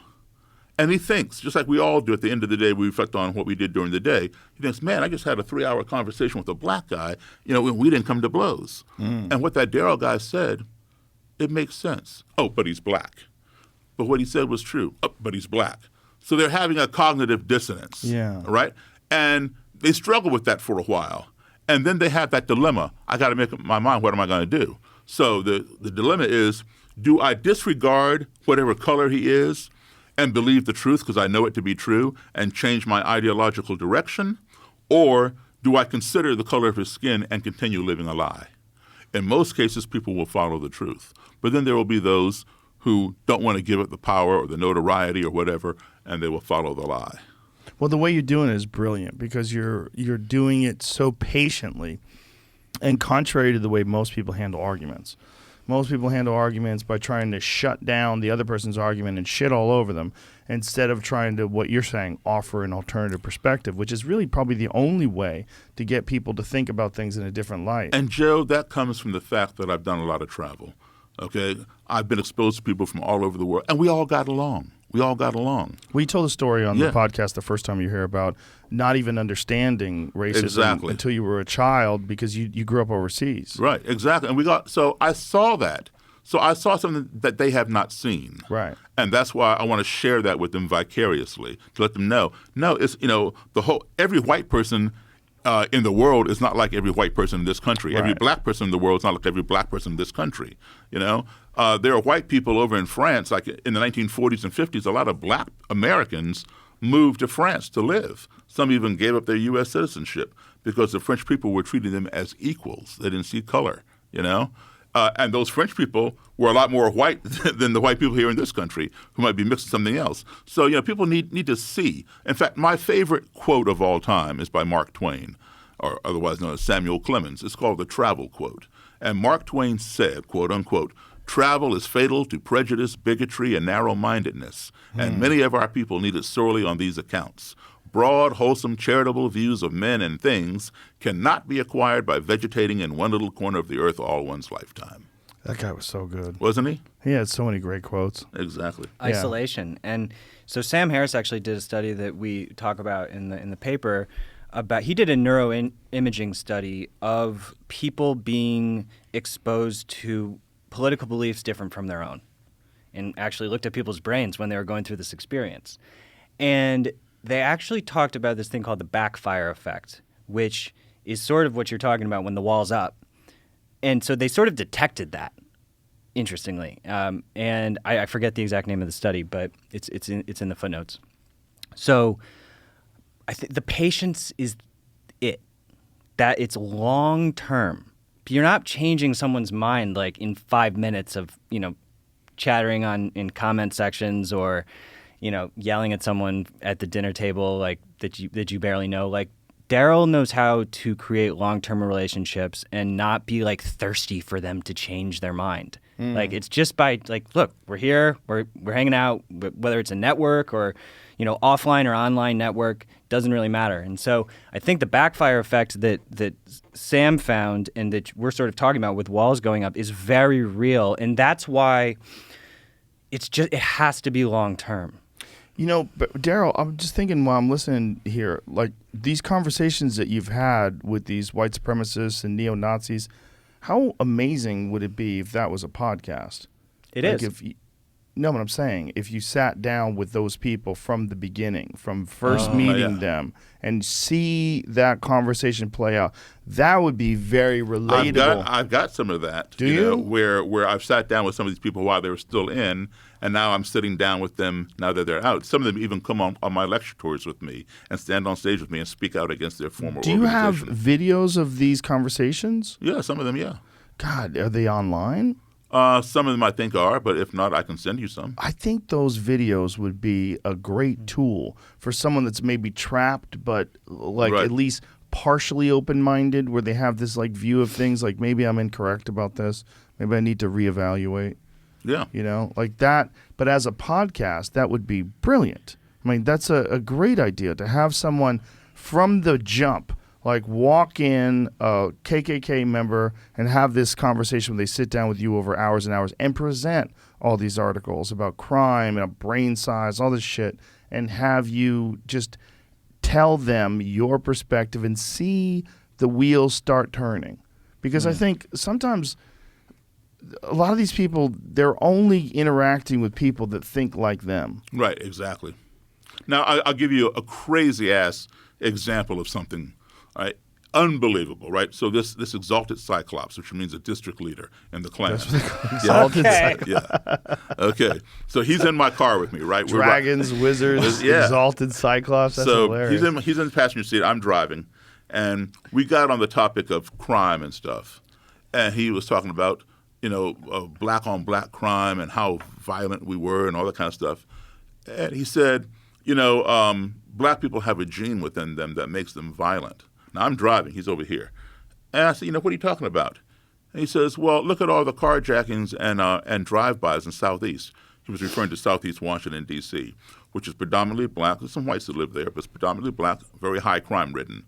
I said, okay. I said, but, you're not considering the demographics. That's what lives there. I said, what about all the crime in Bangor, Maine? White people, because that's what lives there, right? I said, he goes, no, that had nothing to do with it. You all are born with that gene. And I said, look at me. I said, I'm as black as anybody I have never committed a drive-by or a carjacking. How do you explain that? This man didn't even think about it. He didn't hesitate 1 second. He goes, your gene is latent, hasn't come out yet. It almost came out then, but, But, he had an answer for everything. And I was, stupefied. Like, he's over here all smug. Like, you got nothing to say. And so I thought about it. Well, if I gave him some PhD knowledge or whatever, it wouldn't faze him. So I had to go to where he was. I said, well, we all know that every white person has a gene in them that can make them a serial killer. And he says, how do you figure? I said, well, name me 3 black serial killers. He couldn't do it. I said, I'm going to name you one. I named one for him. I said, here's one, just give me 2. He couldn't do it. I said, Charles Manson, Jeffrey Dahmer, Henry Lee Lucas, John Wayne Gacy, Ted Bundy, Albert DeSalvo, the Boston Strangler, David Berkowitz, son of Sam, on and on. Yeah. I said, they're all white. I said, son, you are a serial killer. He goes, Daryl, I never killed anybody. I said, your gene is latent. It hasn't come out yet. He goes, well, that's stupid. And I said, well, duh. I said, yeah, it is stupid for me to say that about you, but it's no more stupid for me to say that about you than what you said about me. Yeah. And he got very, very quiet. But you see his wheels were going bzzz. Yeah. And then he changed the subject, and within 5 months, he quit the Klan, and his robe was the first robe I got. Yeah, I Based on remember- that stupid conversation. I remember that conversation you relaying on the podcast. Yeah. I had a conversation on a podcast many years ago where a guy actually did bring up that gene thing with black it's people. common. Yeah. Yeah, and he said it, and I didn't know the guy before I had him on, and while I was having him on, I was realizing like a lot of the shit that this guy's saying is like I probably shouldn't have had him on. Like there, No, you should have. but back in those days, like I would have people on, I would just read something they say, well, this is probably a conversation that's controversial. I'll talk to this guy. But some of the things he was saying, that was one of them, was that black people had this gene for violence. And I go, well, how the fuck do you explain war? I'm like, my take was like, most war is started by white people.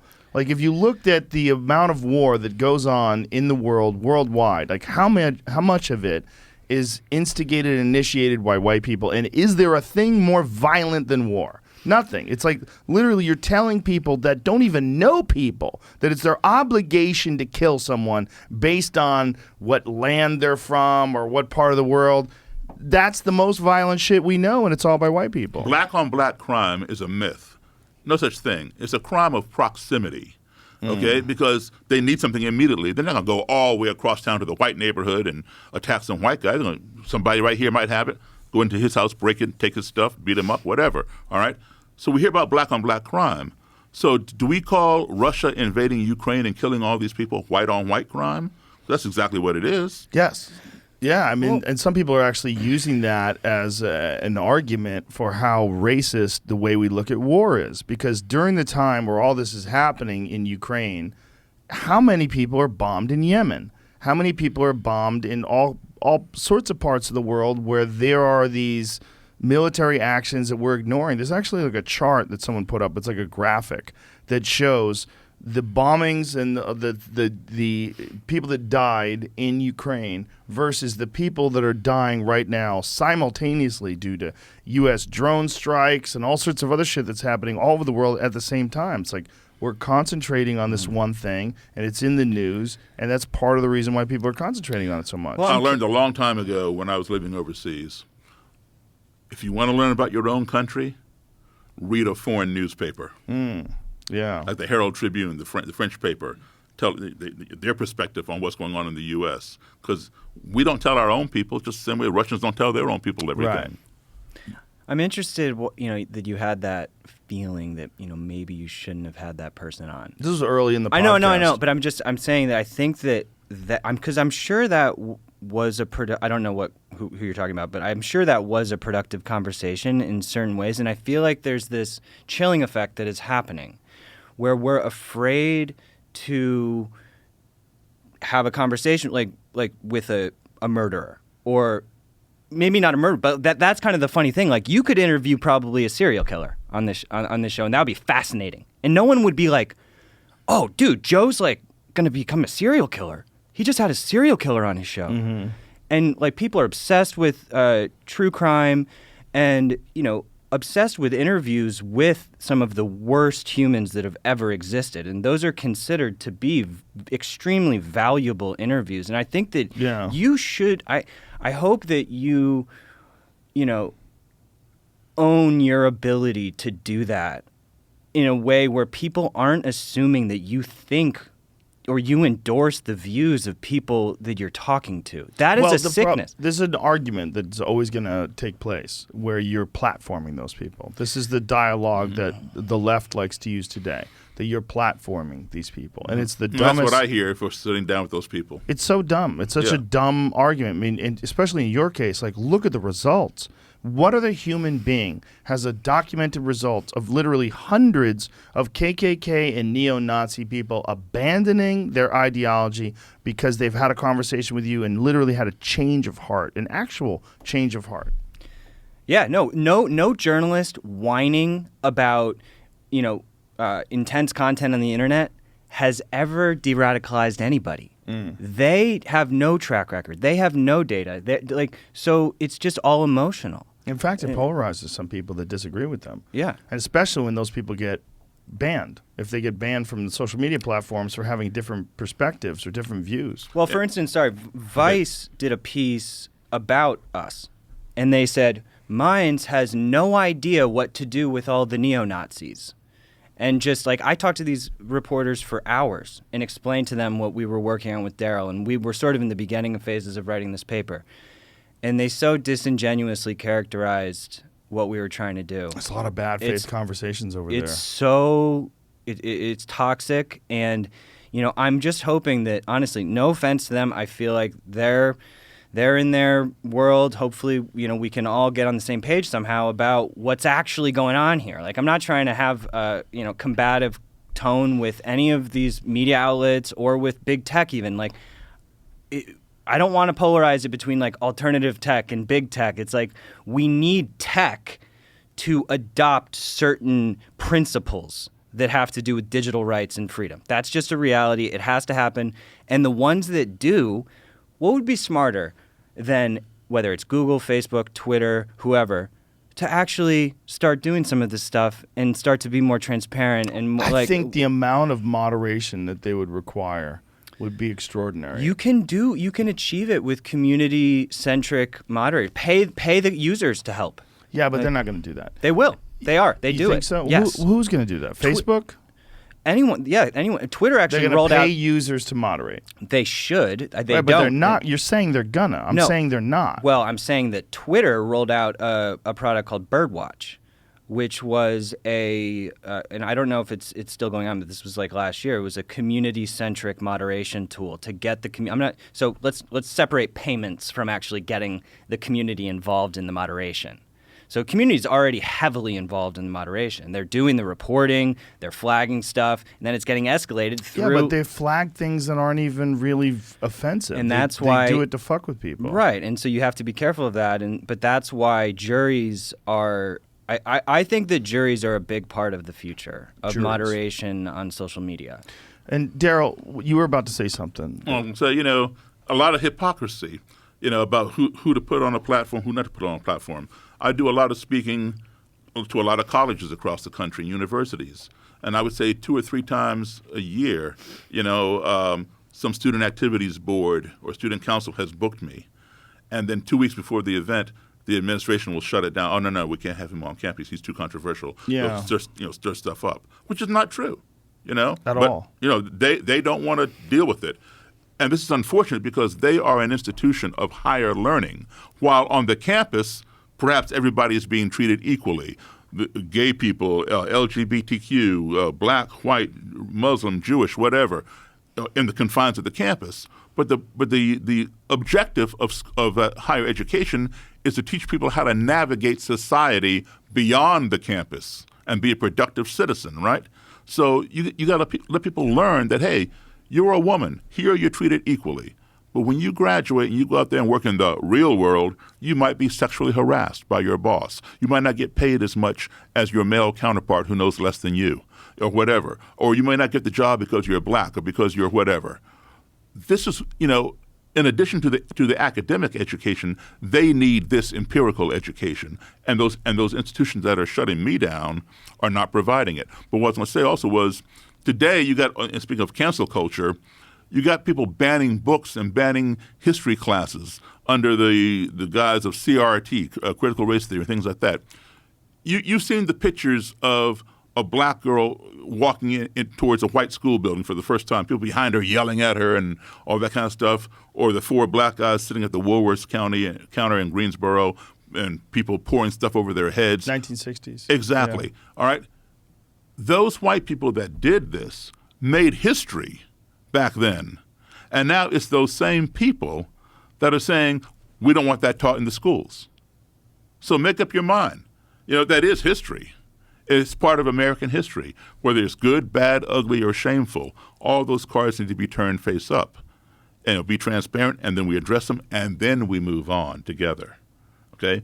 But history is history. So don't create history and then tell me you don't want that history being taught that you created, that you were so proud of. I'm going to stand in the doorway and not let these black kids come in. I think it's about is there a neutral lens that we can look at those events, and I think that some of the criticism of CRT is that it's not approaching those events from a neutral lens. It's not that It's What's neutral. It's neutral not about, a neutral. about police dogs attacking peaceful black marchers There's on the way nothing- to the courthouse to register to vote. There's nothing neutral about it, but I think that there's definitely some ideology that is attached to critical race theory that is rooted in critical theory, which is, a left-leaning. There are multiple definitions of critical race theory, and nobody has really explained it satisfactorily. So people who are against it will explain it this way: you're trying to victimize white people as the oppressors and victimize black people as the oppressed, and that's how you are, and you will never change. That's how the people who are opposed to it define it. But that's not necessarily how some of the people who participated in the creation of it, like Kimberly Crenshaw, I can't speak to all of them, define it. So it needs to be, all history needs to be taught. Absolutely. And through the lens of what happened, and then move forward. But you can't create history and say, we don't want to talk about it until 50 years later. Like when I was in high school, I'll be 64 this month. When I was in high school, we did not learn. And I went to high school in Montgomery County, Maryland, which has one of the top school districts in the whole country. Montgomery County, Maryland, and Fairfax County, Virginia. We tie neck and neck each year. Anyway, we were not taught that we had Japanese internment camps in this country. I did not learn that until I was in college. I'm like, what? Are you kidding me? No way. I asked my parents. They said, yeah. I could not believe I didn't learn that in high school. Now, I knew about the Tulsa race riots 30 years ago. People today are just now learning about that. So, that's what I'm saying. We need to educate. Education, exposure is the key to advancement. Well, what we need to do is your take on the way you've had these conversations with these KKK people and these neo-Nazi people. That has to be across the board with everything. Let a person explain their position, and then you come up with either a better argument or you agree with part of what they're saying. Or the only way is to not silence them, to let them talk. So if people are against critical race theory for any particular reason, they should listen to the entire argument of what critical race theory entails, and then from at least that person's perspective, and then this is what I agree with, this is what I don't agree with, and have a conversation that's rational, they're not having ad hominems, they're not attacking the human, they're not attacking the person with insults, they're just talking about what is correct and incorrect about everything from economics to healthcare to everything. These kind of conversations are how people find out what's right and what's wrong, and how people find out what resonates with them. And as soon as you shut people down, those conversations stop. And then these people go off into their own corner of the world where they are accepted, and they get in an echo chamber, and they just reinforce whatever stupid idea they had in the first place. Yeah, what you were saying about watching people change their minds, like in Yeah. your interviews, like that is so powerful. And we're actually launching this Change Minds sort of challenge where we're going to be trying to, as a campaign on the site, to have people make videos and tell stories of like a meaningful time that they changed their mind. Because everybody doing that more, like what's a recent time you've changed your mind about something so sort of meaningful? Oh, I don't know. It happens all the time, though. Right, it happens all the time. It's not only a woman's prerogative to change their mind. No, right? I change my mind all the time. I'll change my mind in the middle of a conversation. I'll go, wait Absolutely. a minute. I don't think so. I'm going to change my mind right now. Mm-hmm. I do that all But the time. can you think of something like in your life that, like from when you were younger, that you were really locked into? Like, what's just a big one? I don't know, man. You know. I've had so many of them. This conversation would take 15 minutes for me to sit down and think about it. All right, Daryl, you got one? Yeah, I can give you one. Okay, so as a kid, I learned that a tiger does not change its stripes. A leopard does not change its spots. Right. Okay, and so when I first went in to interview white supremacists and KKK people or whatever, I was not going there to convert them. Never. Okay? All I want to know was, how can you hate me when you don't even know me? That's all I want to know. And then Right. I'm out of here. I'll never see you again. Right. Okay? Because if a leopard cannot change its spots and a tiger cannot change its stripes, why would I think that a Klansman could change his robe and hood? It's who he is, right? But I changed my mind because those conversations did change that person. And you're right, a leopard cannot change its spots, and a tiger cannot change its stripes, because those two animals were born with those spots and stripes. that Klansman or Klanswoman was not born with that robe and hood. That was a learned thing. And what can be learned can be unlearned. So that's why I changed my mind and why I continue to do this today, to sit down with those people. And the only way that works is with open dialogue. Exactly. I mean, it's funny that you answered it like that, because for you, it's just second nature to constantly be changing. And I think have that's a philosophy about that. Yeah. I don't think you should ever be your ideas. You should never be connected to your ideas. Your ideas should be something that's independent of you, that you either think this is a good one or this is a bad one. But if someone comes along and says that's a bad one, you shouldn't be defensive. You shouldn't like hold on to it and cling to it. Yeah. Maybe like try to defend it because you think it's correct. Like, I thought that was right. But then once it isn't, there's some people that for whatever reason never want to admit they're wrong.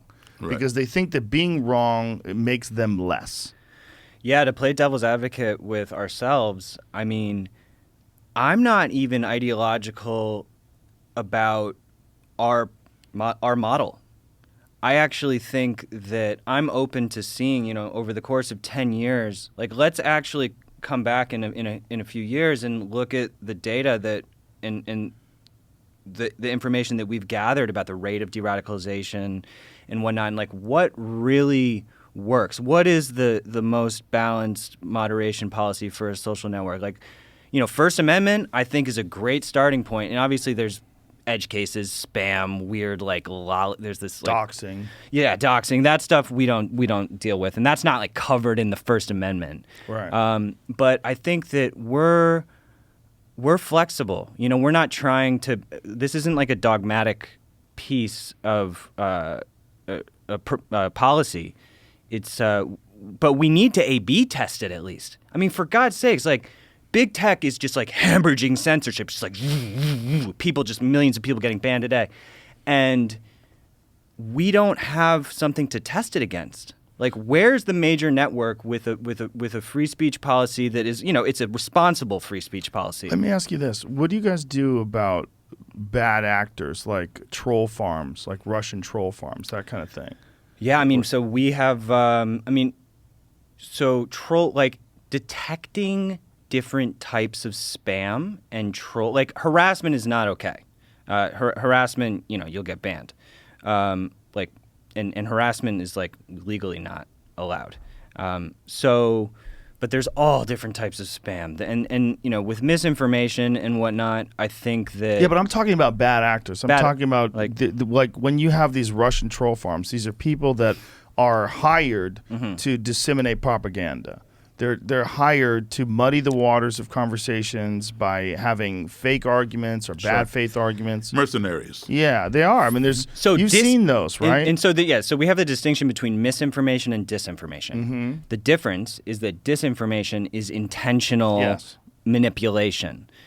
I think that it really depends on the context of the specific post that we're talking about. So I don't want to make a generalization about some troll farm. There's troll farms in the U.S. that are doing all kinds of inauthentic content engineering for different political purposes. It doesn't matter what. So what country? It doesn't matter where it's from. What do you do about it? So what I'm saying is, you look at it on a case by case basis and evaluate. Is it breaking the law?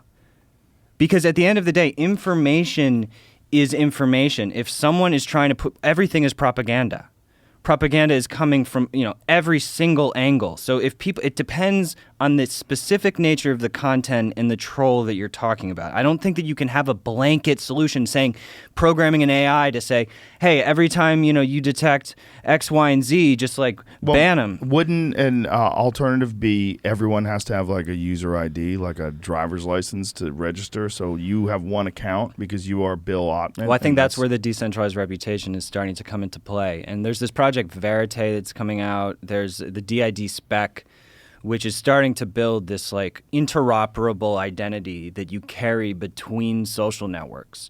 And then, so basically you're bringing your credibility, your identity, whatever you want to share, whether it's, art, content, it's all tied to you, and you're sort of moving around freely in a sovereign situation. I think that's where we want to go long term, so that you're not locked in. As technology evolves, so should ideology. Yes. Yeah, ideology should also like it needs technology because your ideology should be tested, and the best way to test your ideology is to have it encounter other ideologies and see if it stands up to scrutiny. Exactly. And the thing, when people don't want that and they want people censored, what you're saying is your ideas won't hold up because you don't want to. If we could all have debates in real time with good ideas versus bad ideas, and everyone gets a chance to watch, it's going to be messy.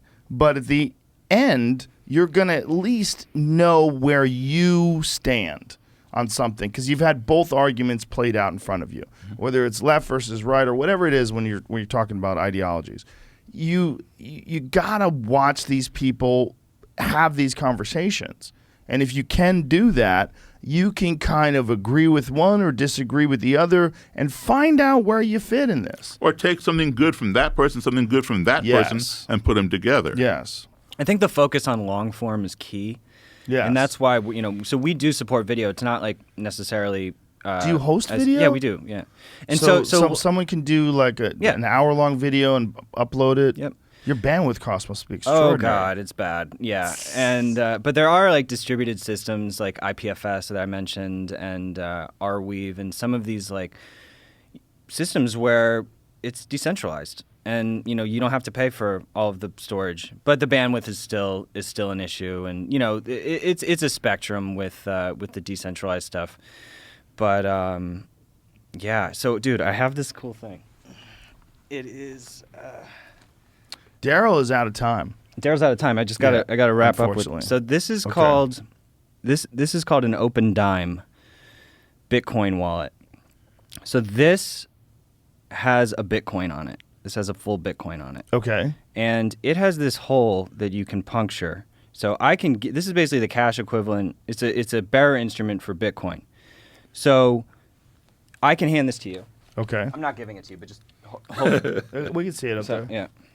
So it works as like a USB drive? So yeah, you plug in your computer and you can send Bitcoin to it, and then you got to puncture that hole, and that's what unlocks the private key.